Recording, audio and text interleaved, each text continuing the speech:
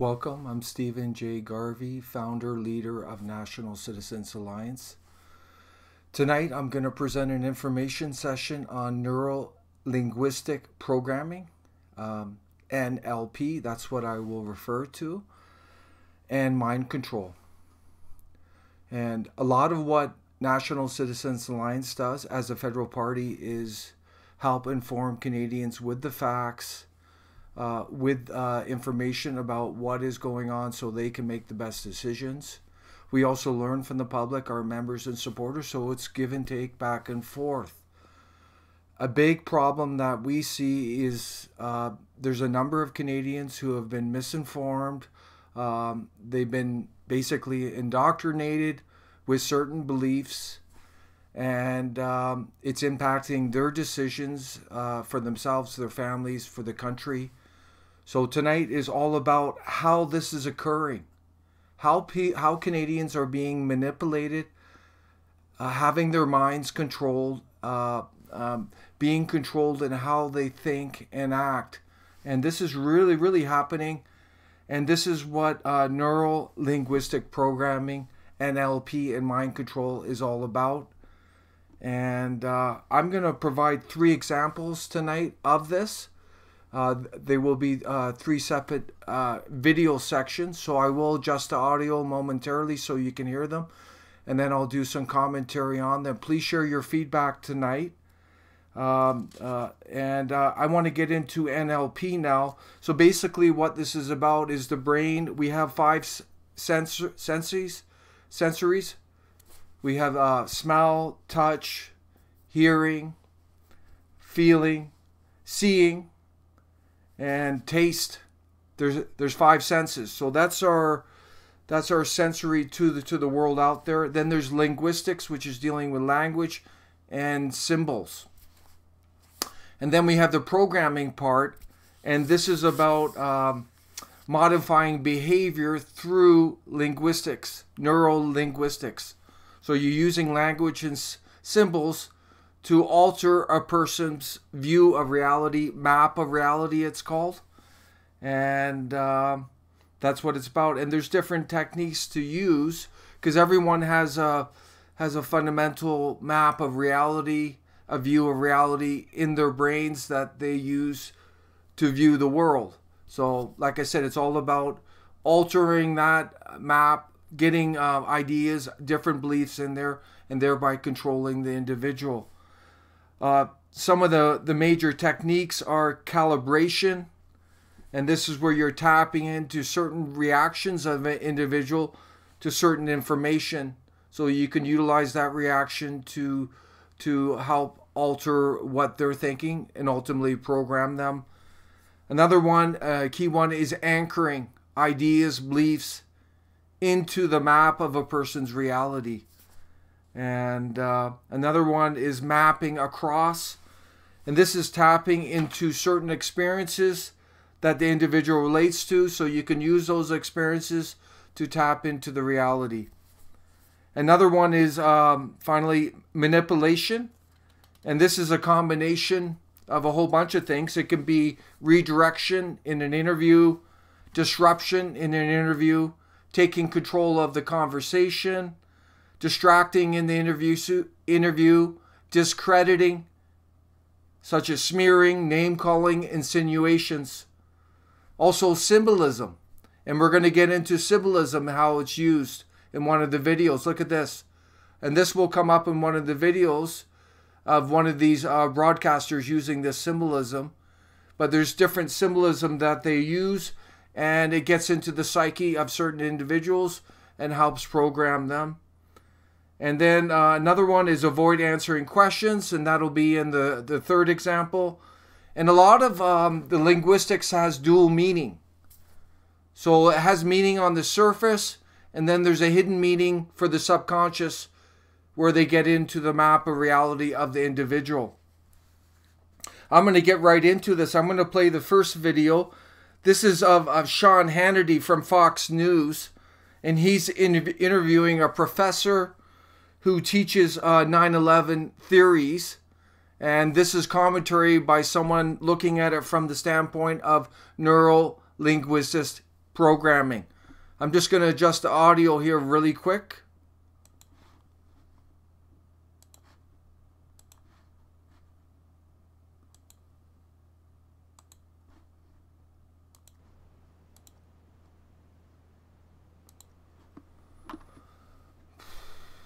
Right, the evidence is overwhelming. All right, the evidence is overwhelming to you because you're a conspiracy nut, but no, you know, actually, all of you, I ask your viewers to take... Okay. Now, in this one, I'm sure you caught the obvious part, but you probably did not catch the Neuro Linguistic programming. What exactly is Neuro Linguistic programming? Simply put, it's dual meaning that is speaking to the subconscious. Now, of course, he's shaping public opinion by saying, it's obvious to you because you are a conspiracy nut. Well, remember now, people are very phobic of being called anything that goes against the norm. So if you agree with him, oh, then you're a nut, and people, you know, they can't escape their own ego. So that's used to shape him. What you probably didn't catch is him saying, but you know, putting that all aside, this is neuro-linguistic programming. Now, pay attention here. You're a conspiracy nut, but putting that all aside, what that is doing is he's directing your subconscious mind and your conscious mind to store that label, that impression of him. Put it aside. Keep that. It's called anchoring.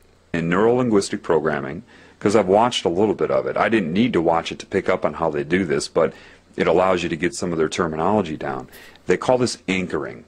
Anchoring a thought, anchoring a concept, anchoring a feeling. Putting all of that aside means put that aside in your mind. He's a conspiracy nut. Do you see how they manipulate you?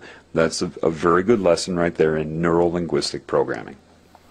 All right, the evidence is overwhelming to you because you're a conspiracy nut, but no, you know, actually, all of you, I ask your viewers to take a look at this evidence for themselves. They can go to st911.org. That's Scholars for 9/11 Truth. Take a look at the demolitions. I know you Morgan Reynolds, a former Bush administration official. Okay, that's pretty obvious. You see how he's treating him. Very nonchalant, irritated, bored. And I know you think you're the smartest guy in the world. This is, you know, the typical you're a know-it-all type of comment. If you watch that David Icke video where he goes back on Wogan, he draws attention to the same thing where he said, whoa, that's a cheap shot, when he said, you know it all. And the response was accurate. I'm not saying I know it all. But people are trained to hate people who, quote, know it all. Why?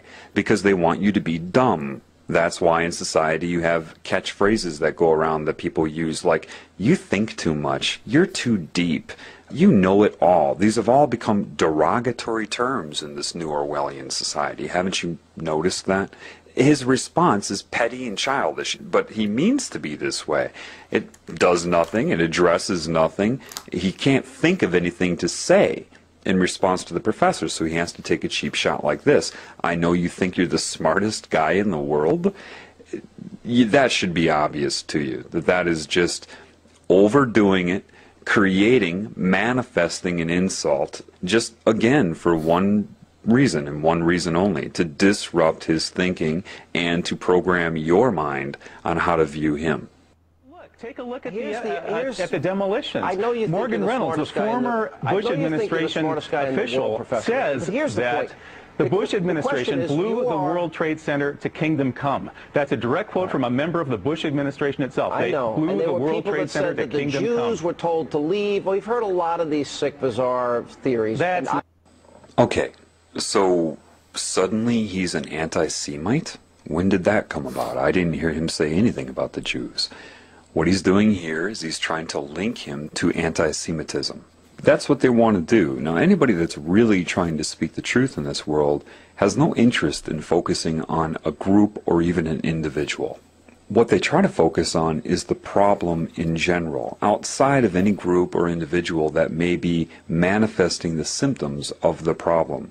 But again, what he's trying to do here is, in your mind, link the professor to being part of a hate group, someone that's going to target a group or an individual, and make you link the terms sick and bizarre to the professor. He didn't say anything about the Jewish community. Nothing. So catch that. See how he's trying to link the professor to it.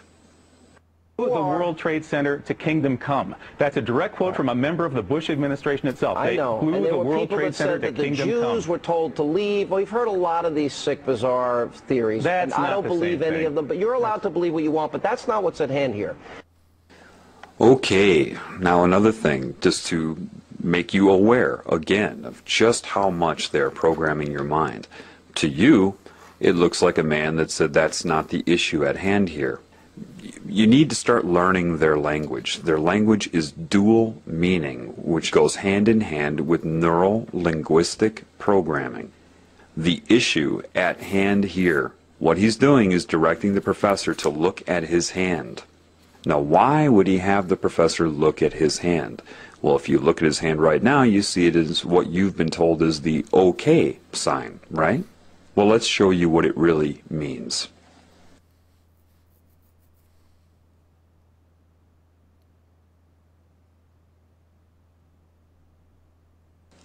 The OK symbol, as you see right here, means 666. For some reason, 666 has some sort of control over the mind. Now, it could have something to do with the beast computers many of you have read about. It's sorcery. It is putting a hex on somebody. It is subconscious symbolism that somehow affects some people. It doesn't affect everybody. But he's using that, and he was directing the professor to look at his hand to use sorcery on him.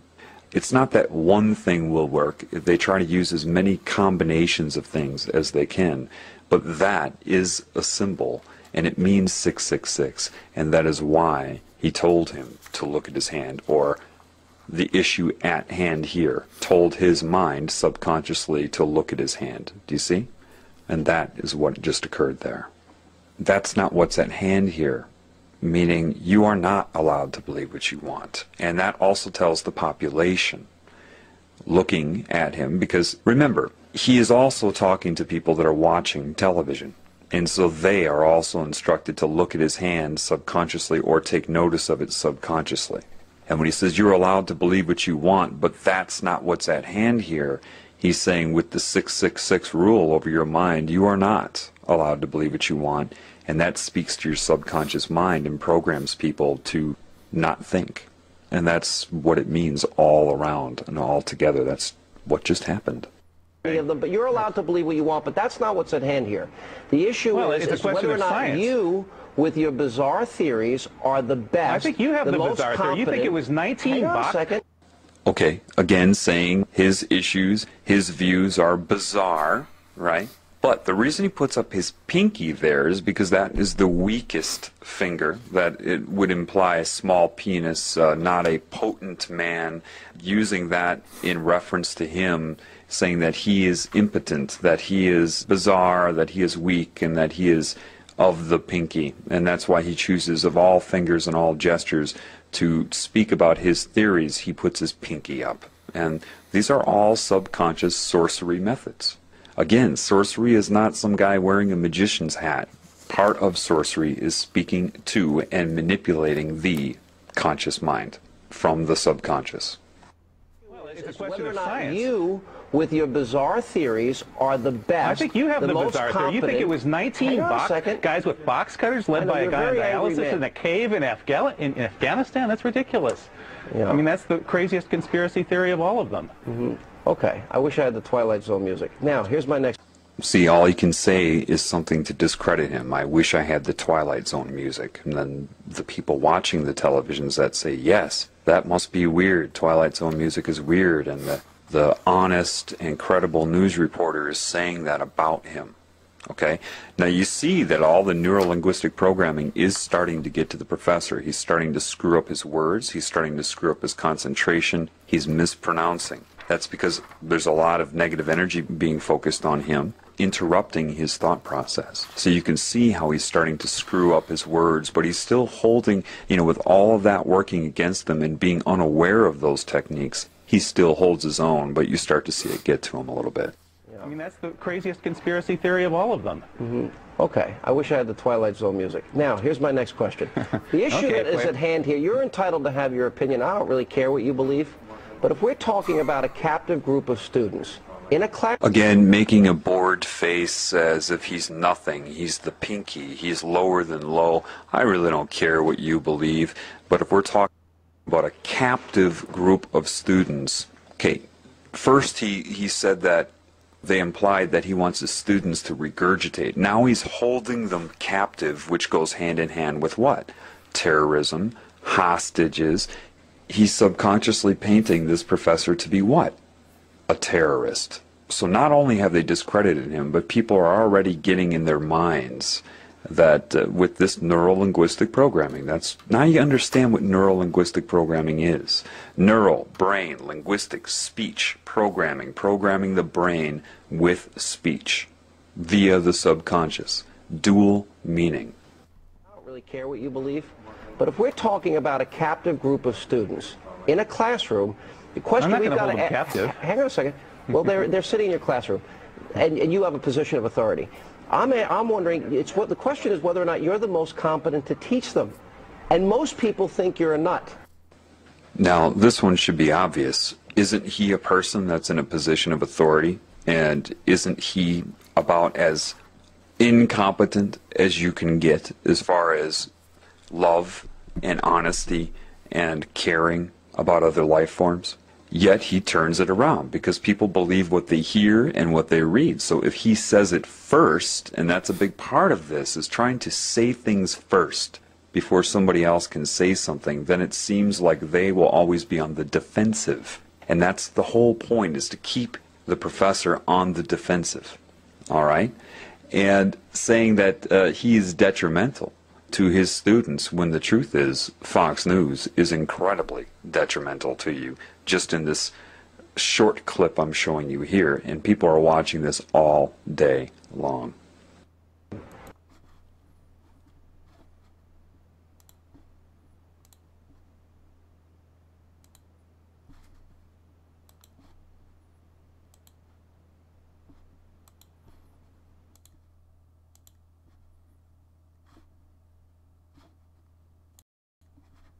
There you have that. That was a wonderful video. It's the full length of that video is just over 29 minutes. I encourage people to go look it up. Look up Neuro Linguistic Programming Media Manipulation. Just put that into your search engine in YouTube and you should come to that video. Make sure you watch that video, the full length. But you could see utter mind control manipulation. There was anchor words being used such as conspiracy, extremists. There was Sean Hannity was discrediting. He was using all the symbolism to get into the psyche of the viewer. He was disrupting. He was interrupting. He was doing everything he can so that professor could not share the facts of what he knew. So there was some kind of agenda there to label this professor as a kook and completely discredit him and never get the facts out about his views on 9/11. We never got that. So listen to the full video. That is only one example of media manipulation. And if you're a viewer of that and you're not discerning, you will be, by the end of that, you're going to think that guy's a kook. You're going to think he is, he's terrorizing his students. He's a terror to the United States. He should be locked up, etc., etc. So the next example is pertaining to me. I did an interview with this guy up in Edmonton, Ryan Jesperson, and it was almost identical to Sean Hannity, except it was on the radio, so you didn't get all the symbolism, but it was the same approach. There was anchor words, there was discrediting, interrupting, belittling, mocking, laughing. So I'm going to play that video as an example of what happened to me and what's in Canada. Just give me a second. I'm going to adjust the audio again so you can hear that clip. It's going to be a little bit shorter, but listen up.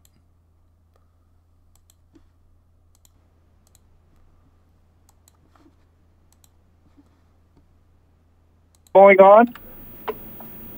Do you get the sense, I mean, Stephen, is it on your radar? Is there a concern that, I mean, people listening in, just to speak frankly, are going to say, you know, and I'm not going to suggest that I 100% endorse everything about the United Nations as an example, but people are going to say this sounds a little bit like conspiracy theorist rambling. Are you concerned about that? I mean, with regards to trying to find mainstream support? Not at all, Ryan. Not at all. The facts are there. People just need to get the facts. This is all factual based. It is a fact that Stephen Harper signed Canada onto UN Agenda 2030. Go look it up. Go into your search engine, type UN, type in Agenda 2030 PDF, and go look it up for yourself. This is not conspiracy. Harper in 2012, in his address to the United Nations, he was bowing down them and talked about giving money to the World Bank. And he talked about a major transformation. That was actually at Davos 2012. He talked about a major transformation of Canada. That's right out of Agenda 21, Agenda 2030. They talk about transformation of the world. So people can check on your website. You pledged to, I mean, if elected, you know, I mean, if your party were to form a majority government, you would end all voluntary payments to the UN and its affiliates. You would implement a moratorium on UN peacekeeping missions involving Canadian troops and reduce foreign aid outflow by 75% within the first 100 days of forming government. This is pretty serious. I mean, these are extreme steps you're talking about, Stephen. No, they're not. There's so many Canadians suffering here. We got about 700,000 seniors that live in poverty, close to poverty. We got over 2,000 veterans that are living on the streets.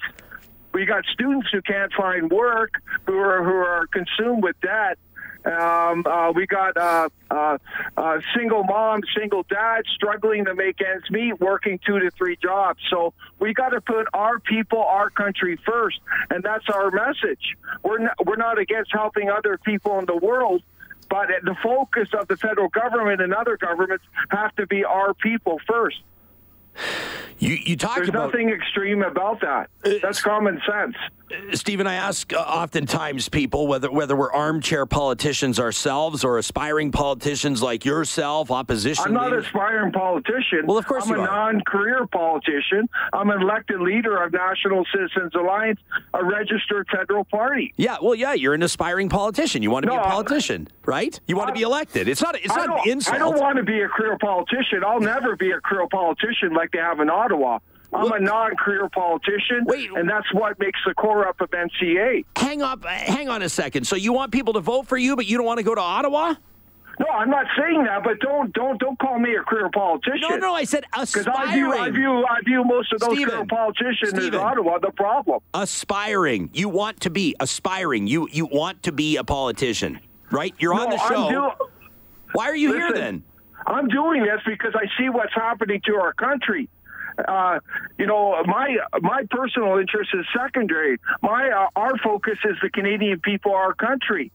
This isn't about me, Ryan.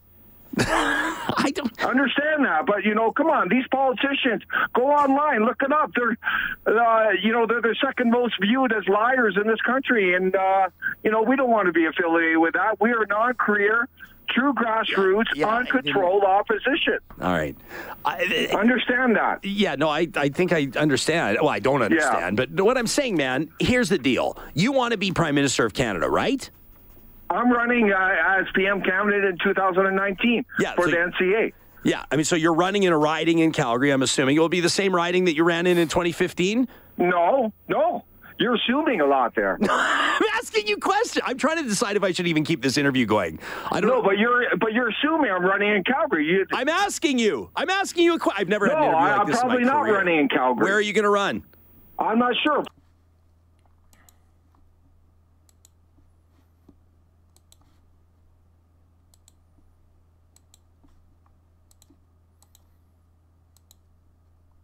There you have that interview. It might as well have been Sean Hannity interviewing me.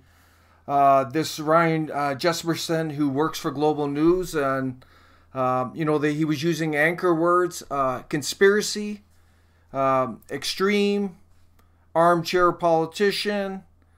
He was discrediting, belittling mocking, laughing, interrupting, misdirecting, doing all the techniques and trying to embed in the psyche of the listeners a certain perception of myself and NCA.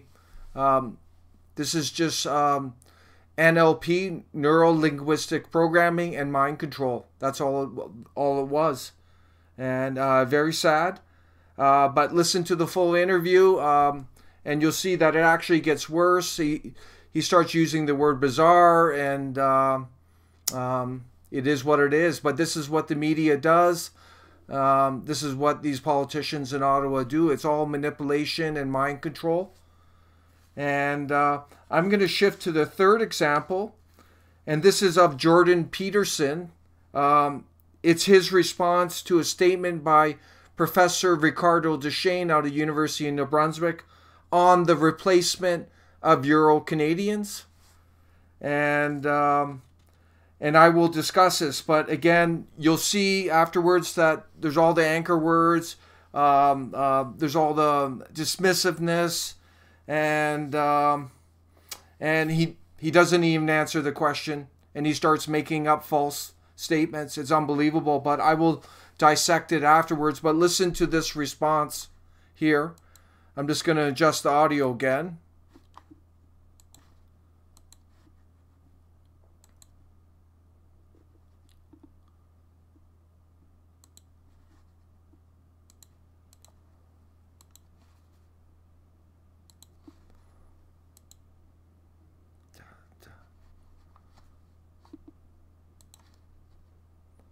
Others. Professor Ricardo Duchesne, a historical sociologist and professor at the University of New Brunswick, argues that, quote, individualism is a unique attribute of European peoples. Quote, it has been exported to some degree to other nations, but in my view, it is not something that comes to them naturally. So, he continues, quote, you can't play the game of we're all individuals. We have to affirm and be proud of our ethnic identity and heritage to preserve the West's curious individualism. If Europeans become minorities in the West, he argues, the founding idea of the West, that no entity, not an individual, not a community, not the state, can justly deprive an individual of life, liberty, or property by force, no matter what the individual's race, class, or religion. I wouldn't be surprised if Duchesne, when he made this statement, had you in mind. Look, the medieval Europeans identified 7 deadly sins for a reason. And one of them was pride. It's like, let's make the presumption. I do believe that for reasons that aren't obvious, that the West has got some things right. We've got the sovereignty of the individual right. That's the most fundamental thing we've got right. We've articulated that, I think, in a remarkable way, not only theologically, philosophically, in our body of laws, in our societies. And one of the consequences of that, as it's had its effect on the rest of the world, is that everyone is getting richer quite fast. And that's a really good thing. Okay, having said that, it's like, am I proud of that? It's like, I didn't do that. What the hell? Pride. What's that? That's not the right response. How about responsibility for that? How would that be? It's like you're part of this great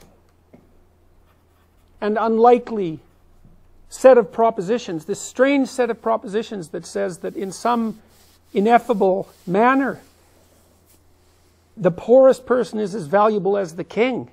It's like, how the hell did we ever figure that out? That's an impossible thing to think, and yet that's the bedrock of our legal system. That's nothing to be proud of. That's something to tremble before, to take on as an ethical burden, and not to wave a flag for how wonderful you are that you happen to have the same skin color as some of the people who thought that up. It's not the right response. It's like it's to open your eyes and recognize that as a miracle, and a relatively new miracle on the world stage, and to participate in the process of upholding that in your personal and your public life. That's not pride in European tradition. Like when I go to Europe, and I love going to Europe, and the European cities They're unbelievable masterpieces, which is why they're completely flooded by pilgrims, right? Tourists, pilgrims, who go there to look at the beauty. It's like, I don't feel pride about that. I feel like I have something to live up to. That's not the same thing, man. And so these right-wingers in this, it's like, look what we've done. It's like, no, it's not you that did that. That's something, man. You gotta have your act together before you would dare to say, well, that was me. It's like, yeah, sure it was you. Yeah, right. No, that's hard to stand up and take your place in that kind of historical process, that unlikely, miraculous historical process. Not to just feel ashamed at the way that you're presently constituted in the face of that means that you're deluded, and you're using your great fortune at being a beneficiary of that system. Look at what we've got here, this great peace that we're inhabiting right now. You're using your unearned, the unearned gift that's been granted to you as a source of personal pride in your accomplishments due to your skin. It's like, no, not good. Not a good argument. So, and that doesn't mean that, well, there's nothing valuable about European culture. There's plenty about it that's valuable. It's not even so clear to what degree it's European. I mean, it came out of the Middle East, you know. I mean, it's so muddle-headed that you hardly know where to start. So, hopefully that was less than 5 minutes. There we go. Dispensed with the radical right-wingers in 4 minutes.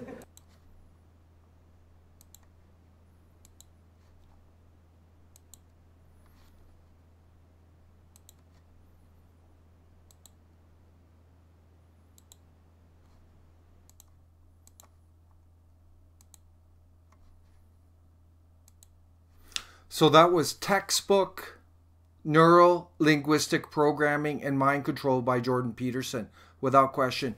But I have to stress, for the undiscerning mind, undiscerning individual watching, they'll probably believe and say, oh yeah, that guy's smart. Oh, he really knows what he's talking about.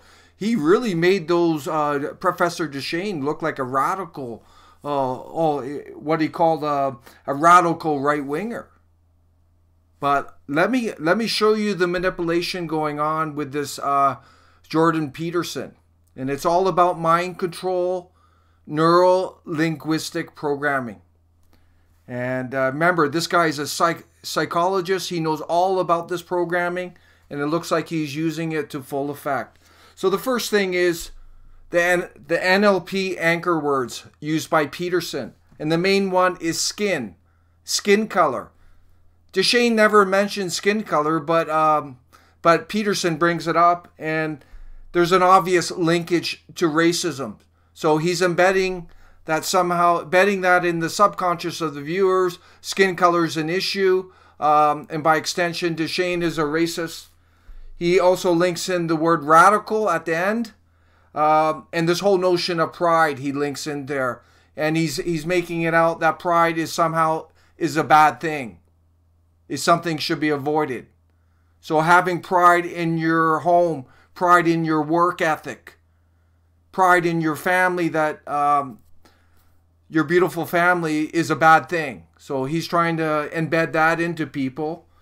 And then he backs it up with this whole notion of sovereign individual, which is a complete contradiction in terms. There's no such thing as an individual on an island. We are all interconnected. So that's a bogus term. And then he links it into responsibility of the individual.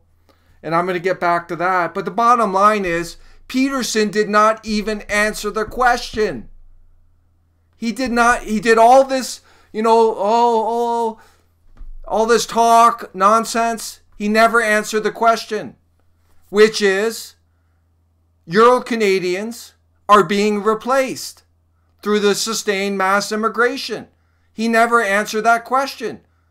Professor Duchesne said he's against it. He's saying we need to protect our European heritage in Canada. Also, Peterson dismisses European culture.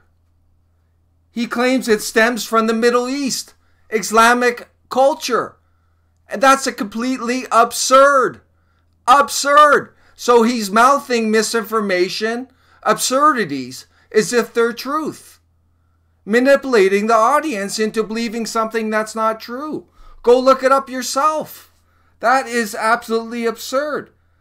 And this whole thing of sovereign individual, responsibility of the individual, you know what it reminds me of? Global citizen. Remember, Peterson wrote the white paper, or he at least helped write the white paper for UN Agenda 2030, which is all about global citizenry and global communism. But what this sovereign individual concept does is disconnect the individual from his or her heritage, ethnicity, identity, cultural norms. He says, quote, unearned gift. It was not you. So what he's doing is isolating, burdening the individual. This is all wrong. You know, we can be an individual, but we also have roots and connections that are important. And Peterson is denying them. And then he's dismissive. And he's nonchalant. And this is all NLP, mind control. As if he's unworthy of responding to Professor Duchesne. He's casual. He's dismissive. These are other techniques. And then at the end, extreme arrogance, superiority. At the end when he says, oh, I dispense with the radical right-wingers in 4 minutes. He never did that. This is all an illusion. Yet people are buying into it because they don't think. This is all pretense, mind control. This is all NLP. That's what he's doing. While he's pretending he did something when he didn't. It was all nonsense. He even didn't. I can't believe it. He tried to link European culture with Islamic culture from the Middle East. Man. Do your homework, everyone. This NLP is real. It's being utilized by people like Peterson in the media, like that Jesperson, what he did to me. And look at Fox News, Hannity. There's all kinds of examples of this mind control going on. These crony career politicians in Ottawa do it all the time. They're all, misinformation. They're doing all kinds of things. So be on the guard. Be very careful of anything mainstream. There's a complete indoctrination programming going on. So, I hope this is helpful. I hope it wakes you up to what's going on and why some Canadians appear completely indoctrinated. Because they probably are. That's the truth. So hopefully they watch this, they can get deprogrammed and start thinking. We want self-sufficient Canadians. We want Canadians who can think for themselves. That's very important to us. That's where we will get the strongest country. And I want to wish you all a good night. Thank you very much.